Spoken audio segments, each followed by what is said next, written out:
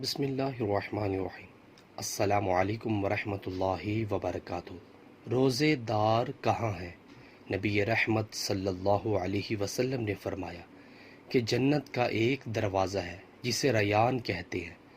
قیامت کے دن اس دروازے سے صرف روزہ دار ہی اس دروازے سے داخل ہوں گے، ان کے سوا اور کوئی اس میں سے داخل نہیں ہوگا۔ پکارا جائے گا، وہ روزہ دار کہاں ہیں؟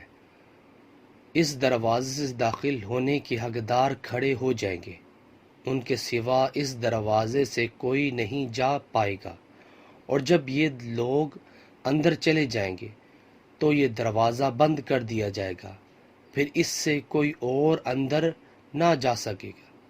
ماشاءاللہ۔ ویورز، اللہ تعالیٰ سے دعا ہے اللہ تعالیٰ ہمیں بھی رمضان المبارک کے سارے روزے رکھنے کی توفیق عطا فرمائے۔ ویڈیو کو شیئر کریں۔ جزاک اللہ۔ السلام علیکم ورحمۃ اللہ وبرکاتہ۔